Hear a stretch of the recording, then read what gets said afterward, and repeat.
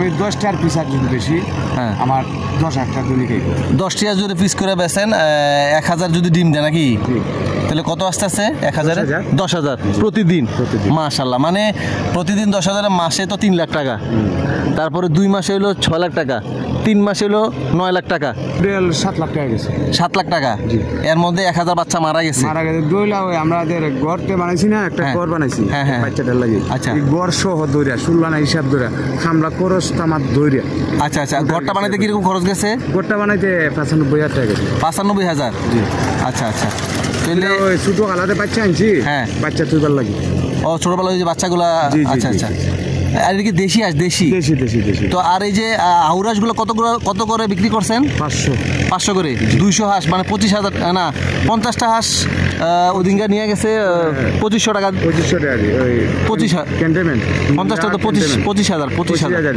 আচ্ছা আচ্ছা আচ্ছা আচ্ছা তো বিশেষ করে উন্মুক্ত পদ্ধতিতে যারা লালন পালন করতে যাচ্ছেন এই যে আমি হাঁসগুলো একটু জুম করে দেখাই সুপ্রিয় দর্শক এখানে প্রায় 1800 হাঁস রয়েছে এই যে উন্মুক্ত পদ্ধতিতে উনি লালন পালন করতেছে এই যে সামনে আমি দেখাই এগুলো সব কিন্তু হাঁস বিশেষ করে গ্রামীণ কৃষি অর্থনীতির মূল চাবিকাঠি হচ্ছে বিশেষ করে গবাদি পশু গরু ছাগল হাঁস মুরগি পালন 1000 আসে দিন দেয় এখন বর্তমানে আচ্ছা আমার কত করে নিছিলেন তখন আমরা নিছি যে 35 টাকা গোটা করি 35 টাকা করে পিস আউনি তো হ্যাঁ কতগুলো নিছিলেন 3,000 বাচ্চা নিছেন হাঁসের বাচ্চা আচ্ছা আচ্ছা আচ্ছা তো এই 3,000 থেকে এখন কতগুলো আছে এখন আছে বর্তমান অবস্থায় আমাদের 1800 আর 200 আমি বেশি নিছি ও 200 হাঁস বিক্রি করে দিছেন আচ্ছা আর 1000 বাচ্চা মারা গেছে 1000 বাচ্চা মারা গেছে তো আর এই যে হাঁসগুলো লালন পালন এমনকি এই যে উন্মুক্ত আপনি কিভাবে আসা কত বছর ধরে আপনি লালন পালন করতে হাঁসগুলা 16 বছর ধরে 16 বছর ধরে হাঁসগুলা এইভাবে উন্মুক্ত আপনার এলাকা হচ্ছে কোথায় আপনার এলাকা আমাদের এলাকা হবিগঞ্জে তো ওখানে কি এভাবে এমনি ছেড়ে লালন পালন করেন নাকি জি আচ্ছা আচ্ছা আচ্ছা সুপ্রিয় দর্শক এই যে জাহেরুল ভাই বিশেষ করে দেখেন এই যে হাঁসগুলা আমি হাঁসগুলো একটু দেখাই এই যে তিনি আজকে 16 বছর ধরে এই হাঁসগুলো উন্মুক্ত পদ্ধতিতে লালন পালন করছেন তো ওনার কাছ থেকে কিভাবে আসলে হাঁস লালন পালন বা আসলে কতটা লাভজনক উনি যেটা বললেন যে এই যে উন্মুক্ত পদ্ধতিতে তিনি লালন পালন করছেন মোটামুটি 16 বছর ধরে লালন পালন করতেছেন আমি একটু দূরে দেখাই যে হাঁস প্রায় 1600 হাঁস রয়েছে এখানে বিশেষ করে হাউরাস আছে 1-200 মতো তো প্রতিদিন এখন কি ডিম পাড়া শুরু হয়েছে জি হ্যাঁ জি কটা ডিম করে পারতেছে এখন 30টা 30টা 50টা এইভাবে পারতেছে মানে শুরু হয়েছে না শুরু হয়েছে আচ্ছা তো আপনি যে কথা বলছেন যারা প্রবাসী আছেন বা অনেকে প্রবাসে যায় তাদের থেকে দেশে যদি কিছু এখানে মিনিমাম এই 3,000 হাঁসের পিছনে আপনার কীরকম টাকা ইনভেস্ট করছেন আপনি এই হাঁসে আচ্ছা আচ্ছা আচ্ছা তাহলে মোটামুটি এই পর্যন্ত আপনার খরচ গেছে কত বললেন প্রায় 7 লাখ 7.5 লাখ 7.5 লাখ গেছে আচ্ছা আচ্ছা আচ্ছা আচ্ছা আর প্রতিদিন কতগুলো খাবার লাগে এই 1800 হাঁসের জন্য ধান আমরা বিকালবেলায় সামান্য সময় দৌড়া অল্প কিছু দেই মানে 30-40 কেজি দান 30-40 কেজি এটা খানা না আচ্ছা আসলে এটা খানা না উনকা খেলে কি দেই এটা ডিম উঠবার লাগে আচ্ছা আচ্ছা আচ্ছা আচ্ছা একটু শরীরটা পুষ্টি পাইলে সুস্থ সবল থাকলে ডিমটা তাড়াতাড়ি পারবে তাই তো তাড়াতাড়ি উঠতে পারবে আচ্ছা এই জন্য দিই নাইলে দেওয়া লাগে না সুপ্রিয় দর্শক বিশেষ করে প্রান্তিক কৃষক এবং কৃষকের যে এই যে হাঁস পালন এটা কিন্তু গ্রামে আগে কিন্তু প্রত্যেকের ঘরে ঘরে হাঁস লালন পালন করতে এখন কিন্তু নাই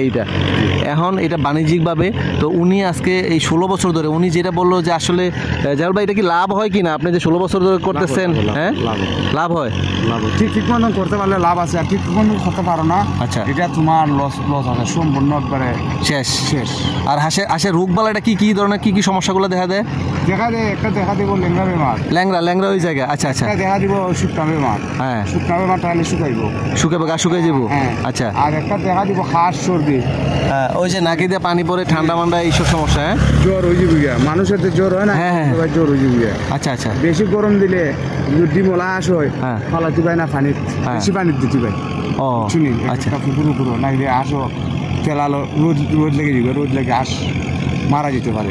ও বেশি হিটও সহ্য করতে পারে না, না? না জি না। আচ্ছা, এটা হলো ফুলটি মুরগ দিয়ে আমরা পালি না, হ্যাঁ। ফার্মে ফুলটি মুরগ সাদাটা। হ্যাঁ, হ্যাঁ, হ্যাঁ। এটা তো হলো কারেন্ট না থাকলে হ্যাঁ। সমস্যাই হয়, ফ্যান হ্যাঁ। চালাইতে হয়। হ্যাঁ, হ্যাঁ, হ্যাঁ। এটারও ও আচ্ছা আচ্ছা, মানে একবার বেশি গরমও রাখা যাবে না, আবার একবার ঠান্ডা হইলে আবার ঠান্ডা মান্ডা লেগে যাবো।